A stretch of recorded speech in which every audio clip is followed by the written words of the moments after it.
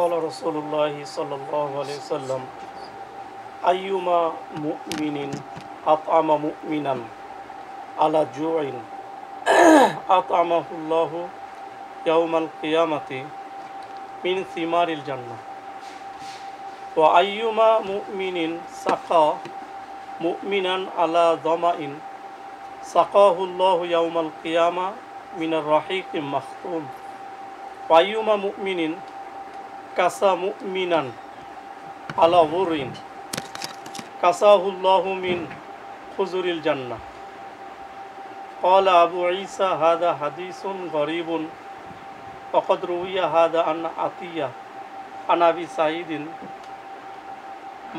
موقوفا وهو أصح عندنا وأشبه হযরত আবু সাঈদ খুদরি রাদিয়াল্লাহু তাআলা আনহু সূত্রে বর্ণিত তিনি বলেন রাসূলুল্লাহ সাল্লাল্লাহু আলাইহি সাল্লাম ইরশাদ করেছেন যে ঈমানদার ব্যক্তি কোন ক্ষুধার্ত মুমিনকে খাদ্য খাওয়াবে কিয়ামত দিবসে আল্লাহ তাআলা তাকে জান্নাতের ফল খাওয়াবেন সুবহানাল্লাহ।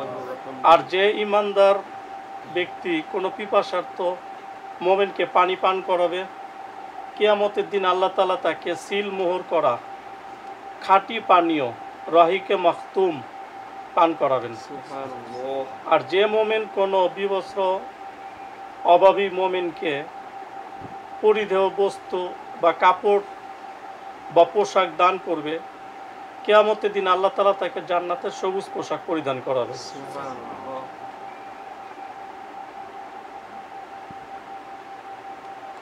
অর্থাৎ তিন অবস্থাতেই জাযা বা প্রতিদান হবে আমলের সমজাতীয় জিনিস।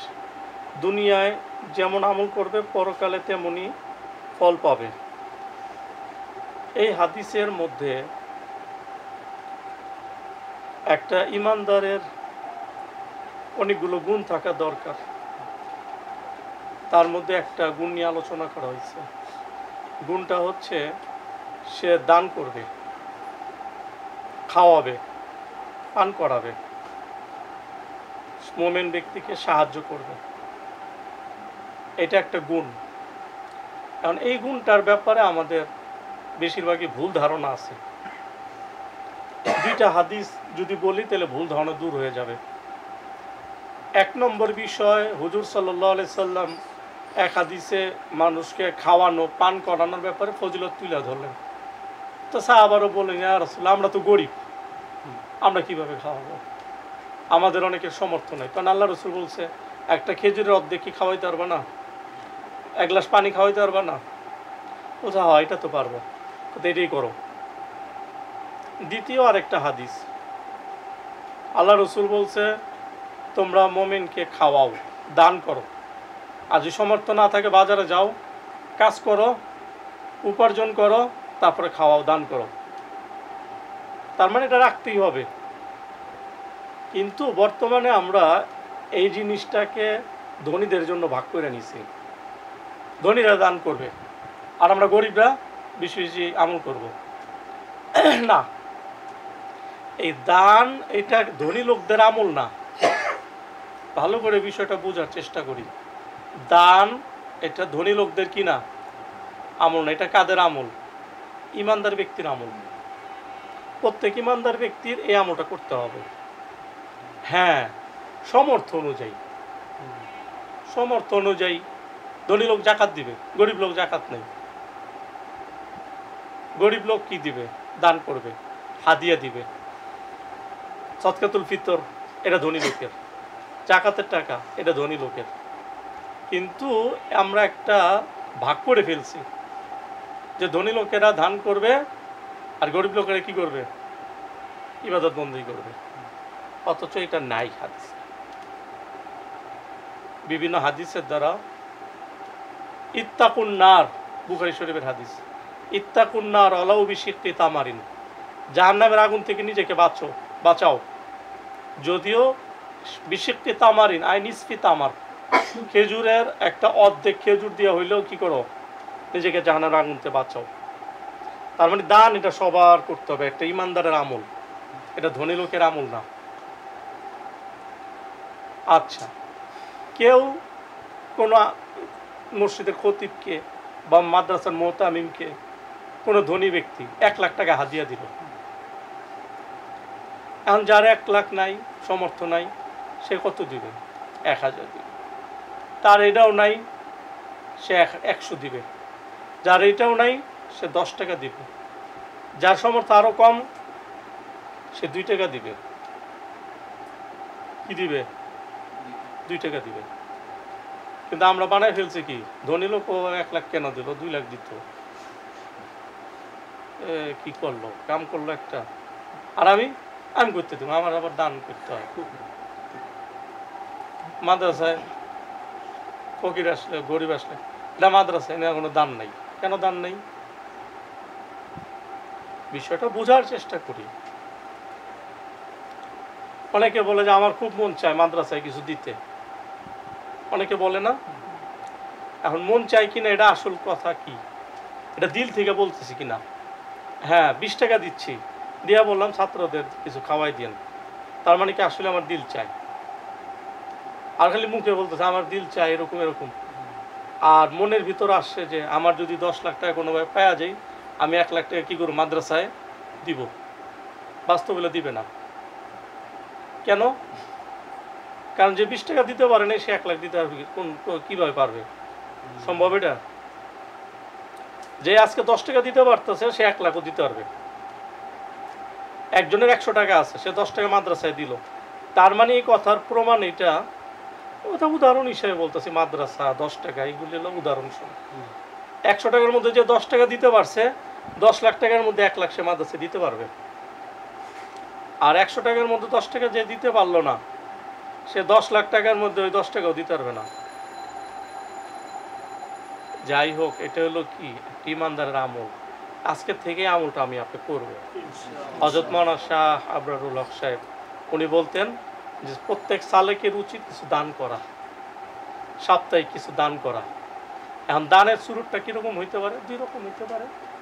অল্প অল্প দান করলাম, অথবা একটু জমায়া তারপর কী করলাম, দান করলাম। এটা প্রত্যেকের শায়েখ নির্ধারণ করে দিবে। কিন্তু এই যে দানের ব্যাপারটা আমার আপনাতে ছুটে গেছে, ছুটছে, এমনভাবে ছুটছে যে বছর খানেক হয়ে গেছে আমার 10 টাকারও দান করা হয়নি। এই জিনিসটা কত কেমন হবে বিষয়টা। আর এই দানের ব্যাপারটাও এই যে এরকম, এই দুনিয়াতে অনুযায়ী হবে। কেউ জামা দিবে, জান্নাতে জামা পাবে। কেউ খাবার খাওয়াবে, জান্নাতে খাবার খাবে। কারণ আমি যদি চাই আমার অভাব দূর হোক, তাহলে আমাকে দান করতে হবে। কিন্তু এই জিনিসগুলো আসলে একিন না থাকলে করা খুব মুশকিল। একিন না থাকলে মুশকিল। আল্লাহ তাআলা করেন আমরা এই বিষয়টাকে নিয়ে আগে বাড়ি।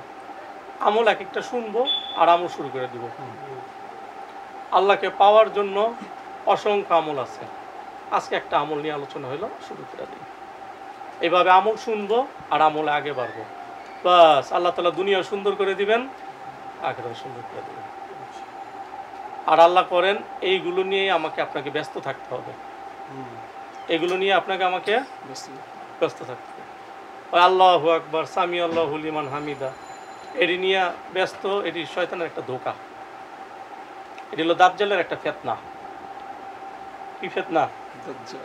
দাজ্জালের একটা ফিতনা। কারণ আমল থেকে মানুষকে বিরত রাখতেছে।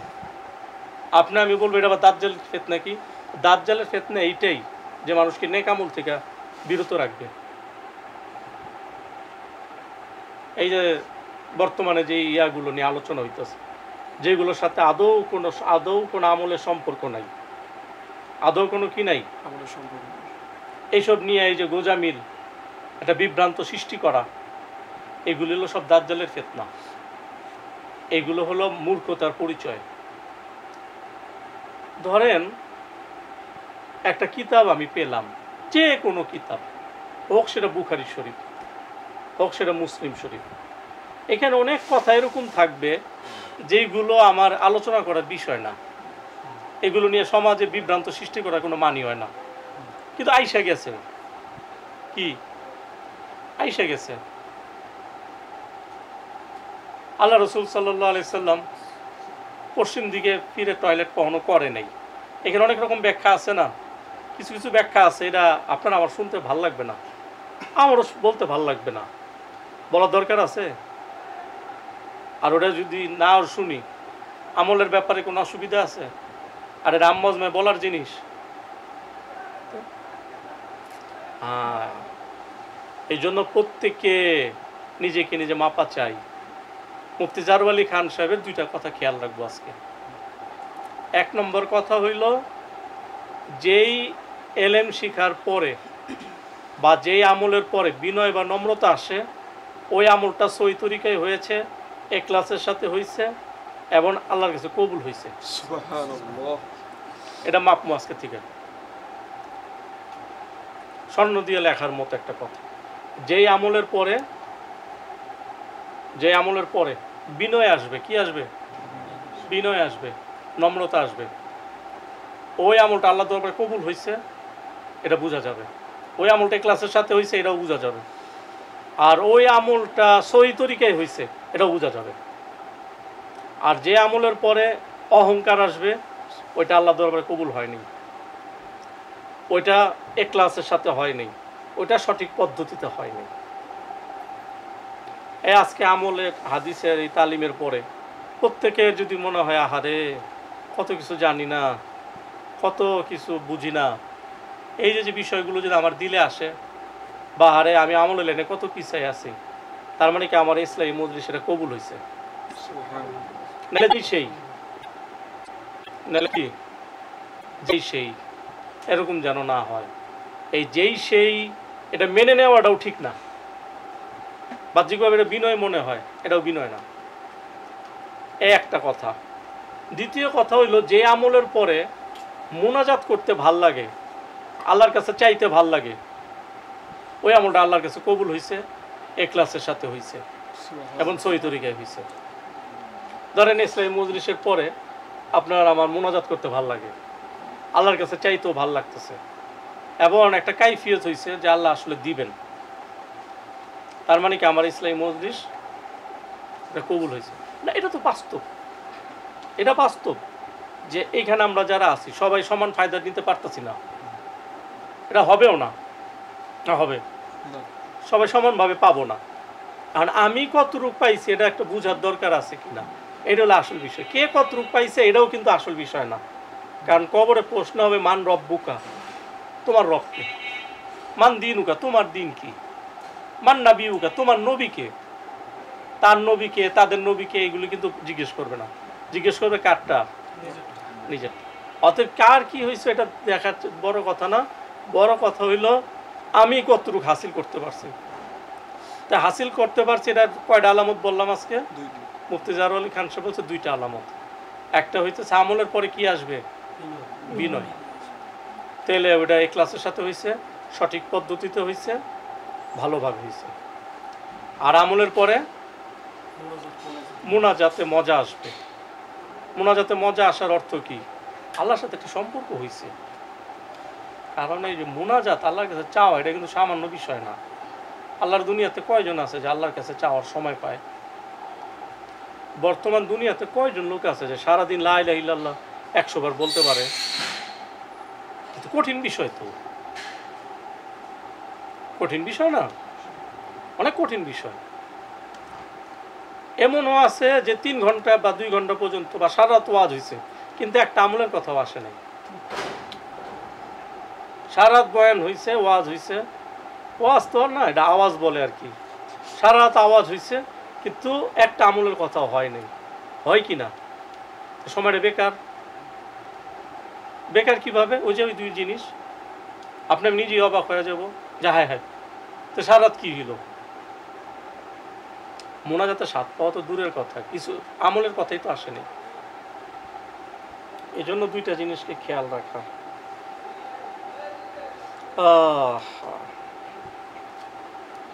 আল্লাহ রসুল সাল্লাল্লাহু আলাইহি ওয়াসাল্লাম ইরশাদ করেন, মান খাফা আদলাজা ওমান আদলাজা বালাগাল মানজিলা আলা ইন্না সিলাতাল্লাহি গালিয়াতুন আলা ইন্না সিলাতাল্লাহি জান্নাহ। আল্লাহ রসুল সাল্লাল্লাহু আলাইহি ওয়াসাল্লাম ইরশাদ করেন, যে ব্যক্তি ভয় পায় সে যেন ভোর রাতেই রওনা হয়, আর যে ব্যক্তি ভোর রাতে রওনা হলো সে গন্তব্যস্থলে পৌঁছে যেতে পারবে। জেনে রাখো আল্লাহর পণ্য খুবই মূল্যবান, আর মনে রেখো আল্লাহ তাআলার পণ্য হচ্ছে জান্নাত। জান্নাত অত্যন্ত মূল্যবান সম্পদ, তাই তা লাভ করার জন্য বড় ধরনের প্রস্তুতি প্রয়োজন। আল্লাহ তাআলা আমাদেরকে সেই মোতাবেক প্রস্তুতি নেওয়ার তৌফিক দান করুন। আমিন। ওই আগের যুগে একটা নিয়ম ছিল, আরবরা সাধারণত যদি ব্যবসা করতে যেত, বড় ধরনের ব্যবসা যেটা তো অনেক রিস্ক, ঝামেলা, সফরে কষ্ট, তো তারা ফজরের পরই কি করতো, ওই রওনা দিত এবং সময়ের ব্যাপারে খুব সচেতন থাকতো। ভোর হইতে রওনা দিয়ে দিত, খুব সতর্ক থাকতো। আল্লাহ রসুল বলছে এমনই ভাবে ওই যেহেতু দুনিয়াবি সম্পদের ব্যাপারে, ব্যবসার ব্যাপারে এত খেয়াল রাখো, তো আল্লাহর যে পণ্য ওইটার ব্যাপারেও খেয়াল রেখো। আর আল্লাহর পণ্য হচ্ছে কি, জান্নাত। এটার জন্য ওইভাবে প্রস্তুতি নিতে হবে। এটা একটা গুরুত্বপূর্ণ হাদিস। অর্থাৎ যে কোনো ব্যাপারে, নামাজের ব্যাপারে, ইসলামী মজলিসে আসার ব্যাপারে, জিকিরের ব্যাপারে একটা প্রস্তুতি রাখা। যেই সময় আমি জিকির করবই, ইমাম শাফি রহমতুল্লাহ বলছেন প্রত্যেক ইমানদার ব্যক্তির জন্য জরুরি সে 24 ঘন্টার মধ্যে একটা সময় রাখবে। এই সময় সে কিছু আমল করবে, এই সময় সে কি করবে, কিছু আমল করবে। যত কিছু হোক এই সময় সে আমল চালাই যাবে, হোক সেটা ঘুমের আগে, অসুবিধা নেই, করুক। এইখানে আর একটা গুরুত্বপূর্ণ হাদিস, আল্লাহ রসুল সাল্লাল্লাহু আলাইহি ওয়াসাল্লাম ইরশাদ করছেন, লা ইয়াবলুগুল আবদু আইয়াকুনা মিনাল মুত্তাকিন হাত্তা ইয়াদা মা লা বাসা বিহি হাদরান লিমা বিহিল বাস। হুজুর সাল্লাল্লাহু আলাইহি ওয়াসাল্লাম ইরশাদ করেছেন, কোনো বান্দা ক্ষতিকর কাজে লিপ্ত হওয়ার আশঙ্কায় বৈধ অক্ষতিকর বিষয় পরিহার না করা পর্যন্ত মুত্তাকিদের পর্যায়ে পৌঁছাতে পারবে না। অর্থাৎ আল্লাহ রসুল সাল্লাল্লাহু আলাইহি ওয়াসাল্লামের এই হাদিসে বুঝাইতে চাইছেন, মুত্তাকি হওয়ার জন্য শুধু হারাম থেকে বেঁচে থাকা যথেষ্ট না, বরং আরও দুইটা জিনিসতে বাঁচতে হবে। মুত্তাকি হওয়ার জন্য, আল্লাহওয়ালা হওয়ার জন্য শুধু হারাম থেকে বাঁচা কি না যথেষ্ট না, আরও কটা জিনিসেতে বাঁচতে হবে। দুইটা জিনিস, একটা হলো সন্দেহ জাতীয় জিনিস। কি জিনিস? সন্দেহ জাতীয় জিনিস। আরেকটা হচ্ছে অহেতুক জিনিস। আরেকটা হলো অহেতুক জিনিস কি, যেটা করলে দুনিয়াতেও লাভ নাই, আখিরাতেও লাভ নাই। এই দুইটা জিনিসতে বাঁচতে হবে। গুনাহ তো ছাড়তেই হবে, পাশাপাশি অহেতুক জিনিসও ছাড়তে হবে, সন্দেহমূলক জিনিসও ছাড়তে হবে। যদি আমি আপনার সন্দেহ জিনিস না ছাড়ি আর অহেতুক জিনিস না ছাড়ি, তাহলে কিন্তু গুনাহে লিপ্ত হয়ে যাব। এটা নিয়ম, এটা নিয়ম।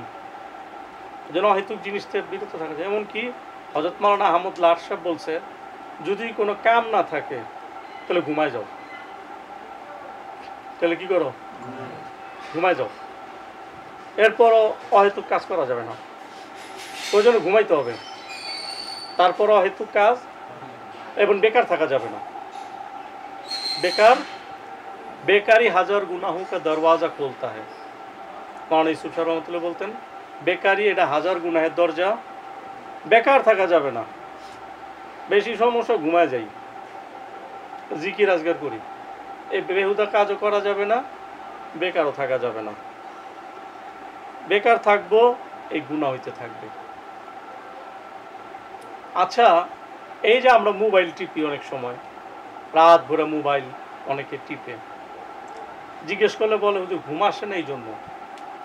আসলে বিষয়টা এমন না, টিপে এই জন্য ঘুম আসে না।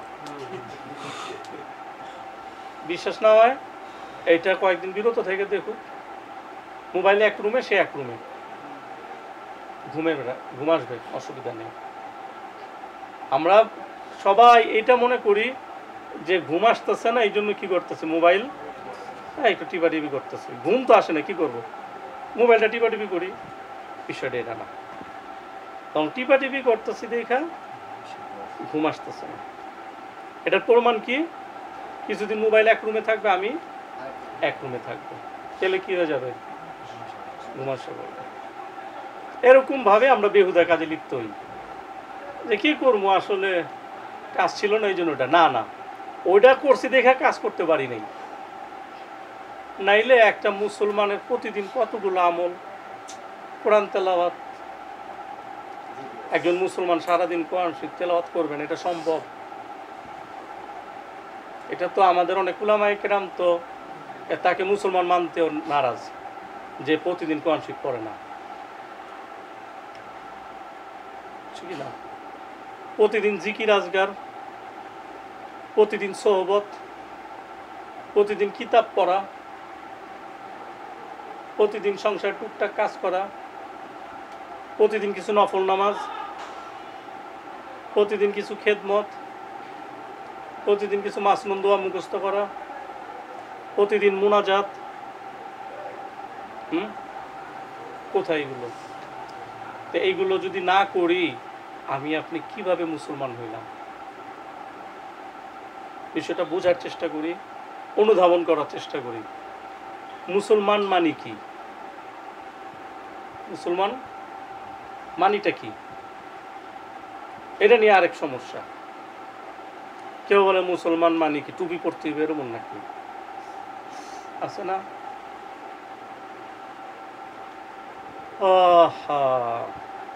মুসলমান মানে আল্লাহ তাআলার হুকুম সে প্রত্যেকটা ক্ষেত্রে আদায় করবে, সেটা বড় হোক আর ছোট হোক। বাঙ্গাল মাওলানা তাজুল ইসলাম সাহেব মিশরে গেছেন, ওখানে বড় বড় ইসলামী স্কলারদের সাথে আলোচনা হবে, একটারও দাড়ি নেই। তো বলছে তোমাদের দাড়ি চাই। তখন মিশরের ইসলামী স্কলাররা বলছে, ইসলাম কি দাড়ির ভিতর ঢুকে গেছে নাকি? ইসলাম কি দাড়ির ভিতর ঢুকে গেছে? দাড়ি খুঁজতেছে তো, কয় না ইসলাম দাড়ির ভিতর ঢুকে নাই, দাড়ি ইসলামের ভিতর ঢুকছে। আমি খুঁজবো না তাহলে? দাড়ি তো ইসলামের ভিতর ঢুকছে। অনেকে টুপি পরবে না, কি করবে না, টুপি পরবে না।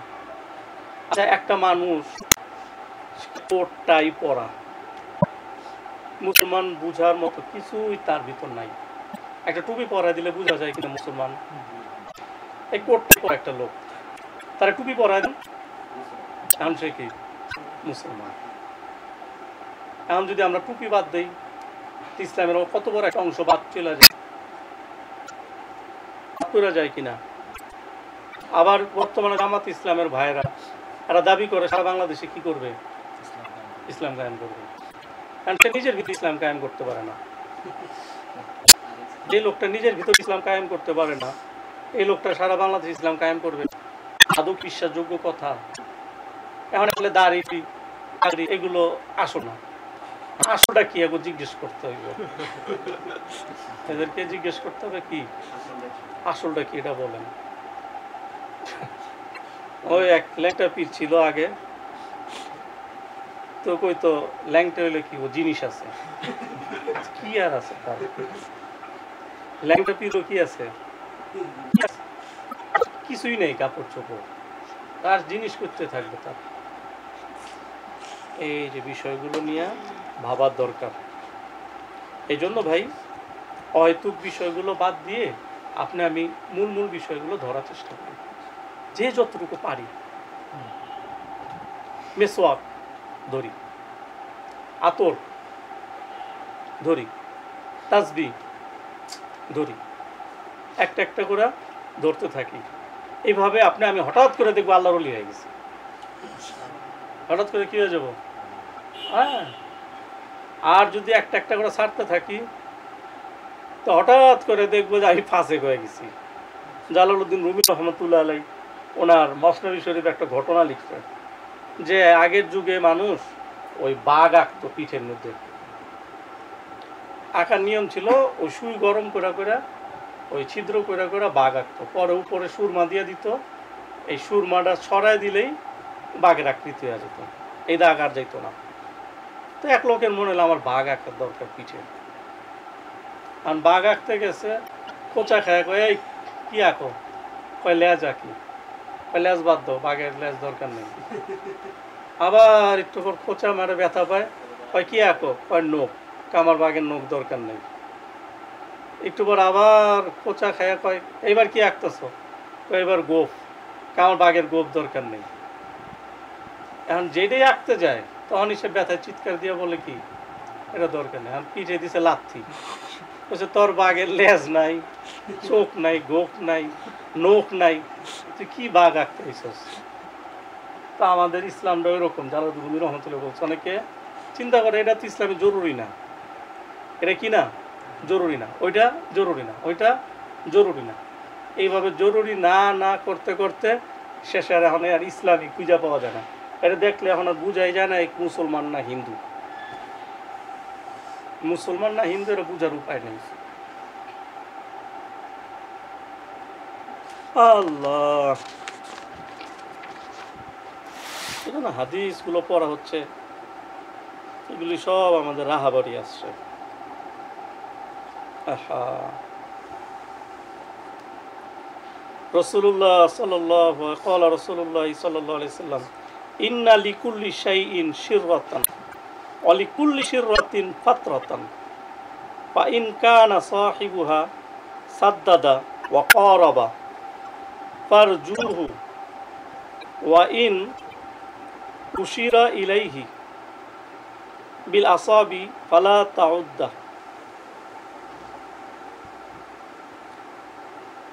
وقال رسول الله صلى الله عليه وسلم بحسب امرئ من الشر أن يشار إليه بالأصابع في دين أو دنيا إلا من عصمه الله. আল্লাহ, খুব সাংঘাতিক হাদিস। হযরত আবু হুরায়রা রাদিয়াল্লাহু তাআলা আনহু থেকে বর্ণিত, রাসূলুল্লাহ সাল্লাল্লাহু আলাইহি সাল্লাম ইরশাদ করেছেন, প্রতিটি কাজের পিছনে একটা প্রেরণা থাকে, উৎসাহ থাকে, আর প্রেরণার পিছনেই লুকিয়ে থাকে অলসতা, কর্মবিমুখতা। কাজেই যে ব্যক্তি সোজা পথে চলে এবং মধ্য পর্যায়ে নিজেকে সোজাভাবে অটল রাখতে পারে, সে সাফল্যতা লাভ করতে পারে। আর যে ব্যক্তির দিকে আঙ্গুলে ইঙ্গিত করা হয়, তবে তাকে সফলকাম গণ্য করবে না। আরেক জায়গায় আল্লাহ রসুল বলছেন, কোনো ব্যক্তির অনিষ্টতার জন্য এতটুকুই যথেষ্ট যে তার দিকে তার দিন অথবা দুনিয়ার বিষয়ে আঙ্গুল দ্বারা ইঙ্গিত করা হয়। অবশ্য আল্লাহ তাআলা যাকে রক্ষা করেন তার ব্যাপারটা ভিন্ন। এই হাদিসে একটা মূল বিষয় আলোচনা করছে যে প্রত্যেকটা কর্ম উদ্দীপনা, চালু, চুস্তি, একটা পরিশ্রমের একটা মাদ্দা, এটার পিছনে কি থাকে? এইটার পিছনে আবার একটা কি থাকে? অলসতা থাকে। প্রত্যেকটা কর্ম উদ্দীপনার কাজের সাথে কি থাকে? অলসতা। যে কাজটা আজকে আগ্রহের সাথে করছি, কাল কিন্তু ওই কাজে আগ্রহ নাও থাকতে পারে, হইতে পারে কিনা? আজকে আমি 100 রাকাত নফল নামাজ পড়লাম, আমি কালকে 10 রাকাত পড়তে পারতেছি না, হয় কিনা? এই জন্য প্রত্যেকে 100 রাকাতের পিছনে 10 রাকাত লুকায়িত থাকে। প্রত্যেক 5,00,000 বার লা ইলাহা ইল্লাল্লাহ জিকির করলাম আজকে, কিন্তু কালকে 500 বার করতে পারতেছি না। কারণ প্রত্যেক কর্মোদ্দীপনার পিছনে একটা অলসতা লুকায় থাকে। এখন কি করণীয় আমার? দুইটা জিনিস। কয়টা? এক হইল, আমি এমন একটা পরিমাণ নির্ধারণ করব যেটা আমি সর্ব অবস্থায় করতে পারি, যেটা আমি সর্ব অবস্থায়, এই একটা আমল আমাকে নির্ধারণ করতে হবে। এই একটা আমল আমাকে নির্ধারণ করতে হবে যেটা আমি সব সময় করতে পারবো। আর 2 নম্বর, আমি উদ্দীপনার দিকে, অলসতার দিকে খেয়ালই করব না, আমি আমার কাজ করে যাব। এটা কঠিন। এই জন্য আমরা প্রথমটা করি, দ্বিতীয়টা পরবর্তীতে হাসিল হয়ে যাবে। আরেকটা বিষয়, যার দিকে আঙ্গুল ইশারা করা হবে, চাই দুনিয়ার লাইনে হোক, দিনের লাইনে হোক, ওই লোকটা সাংঘাতিক, ওই লোকটা মানে মারাত্মক একটা বিষয়। ওই লোকটা অনেক আগায় গেছে, ওই লোকটা কিন্তু অমুকের শায়েখের খাস লোক। এই যে ইশারা করবে, সে বরবাদ হয়ে যাবে। তবে আল্লাহ তাআলা যাকে হেফাজত করে, এটা কি ভয়ঙ্কর হাদিস কিনা? কারো দিকে দুনিয়া বা দিনের লাইনে কি করা হইলো? ইশারা করা হইলো। এই কিন্তু সাংঘাতিক। হুজুরের ইসলামী মজলিস তার কখনো মিস হয় না। হুজুরের সাথে কিন্তু তার সবচেয়ে খাস সম্পর্ক। এ কিন্তু সবসময় আমল করে অনেক, বস বরবাদ হয়ে যাবে সে। অথবা দুনিয়ার লাইনে আর কিন্তু অনেক অল্প বয়সে অনেক ব্যবসা বাণিজ্য করে ফেলছে। এর বেতন কিন্তু এখনই ৮০,০০০ টাকা। ওই লোকের বেতন কিন্তু এখনই কত? ৯০,০০০ টাকা। এখনই ৯০,০০০, সামনের বছর তার বেতন হয়ে যাবে ১.৫ লাখ। এই যে ইশারা করা হইল না, ধ্বংস হয়ে যাবে সে। আজীব একটি বিষয়। আমরা তো ভাইরাল হইতে চাই। আচ্ছা, এমন একটা লোক দেখান যে ভাইরাল হয়েছে কিন্তু বিপদে পড়েনি। কারণ করবেন না, ২-১ জন আছে, লেখা রাখেন বিপদে পড়বে, লেখা রাখেন কি করবে? বিপদে পড়বে। খুব মজা লাগে এটা। কি লাগে? খুবই মজা লাগে। সবাই আমার চিনবে, আমার অটোগ্রাফ নিবে, আমার আশেপাশে ঘুরবে, আমার বারবার ফোনে জিজ্ঞেস করবে, এই সেই। খুব শুরুতে কিন্তু ভালোই মজা লাগে, কিন্তু যখন হয় এই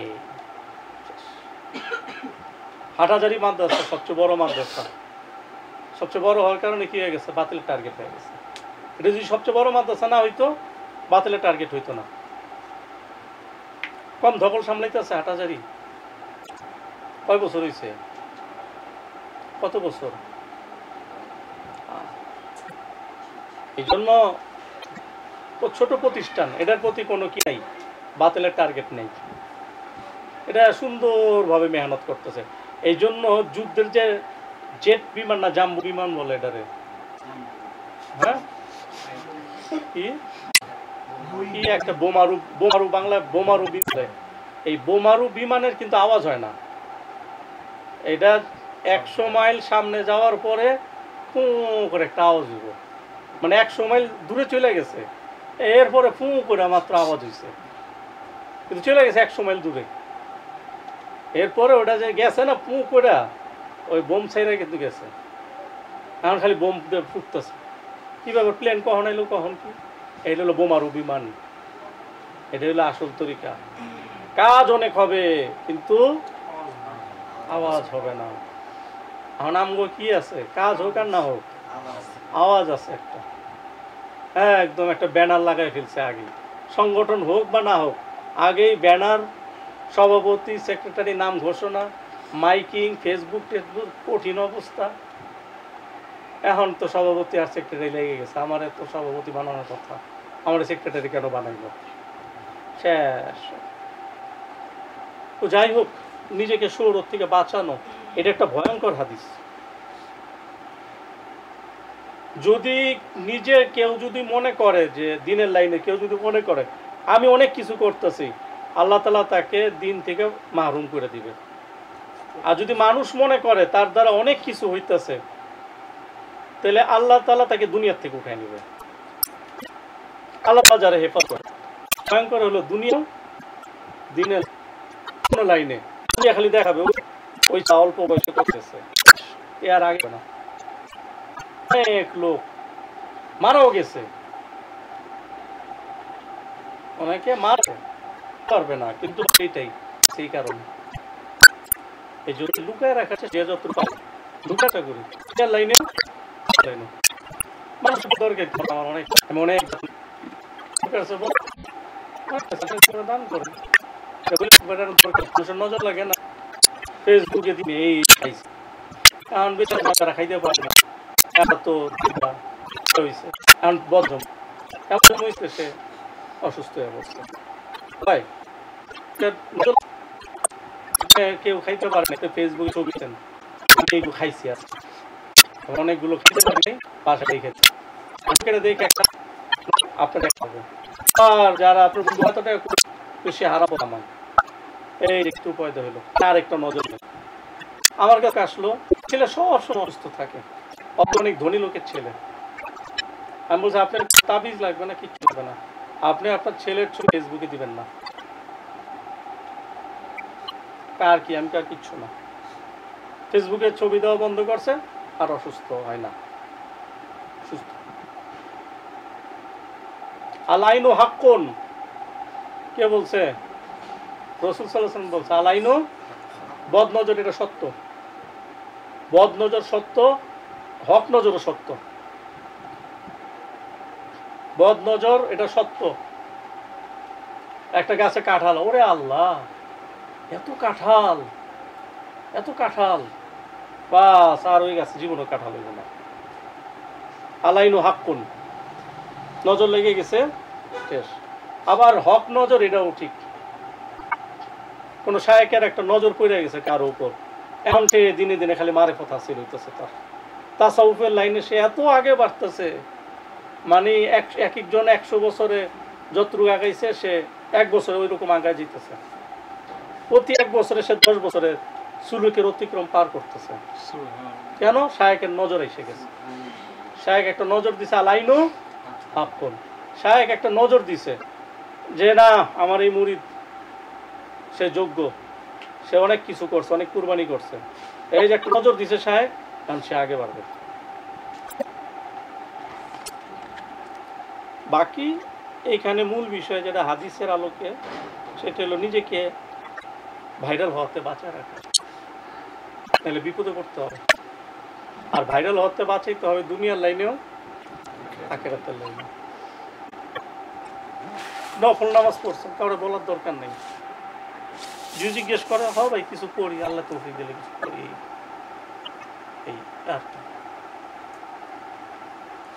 খালি আঙ্গুল দিয়ে ইশারা করবে, এই লোকটা অনেক আগায় গেছে দুনিয়ার লাইনে, এই লোকটা এত বেতন পায়, শেষ, সব শেষ। বুঝছো না আরিফ? ভাইরাল হওয়া যাবে না, নিজের গোপন রাখতে হবে। যেমনি হোক নিজেকে গোপন রাখতে হবে।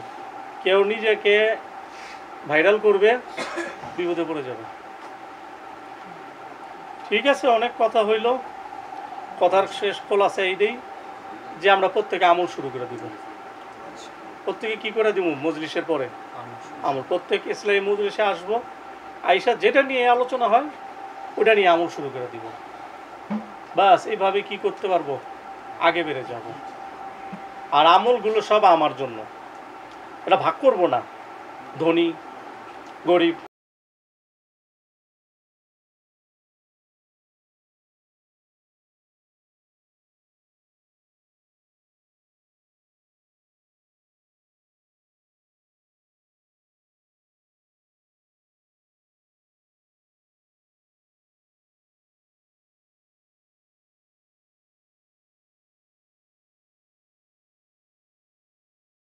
اللهم اهدنا الصراط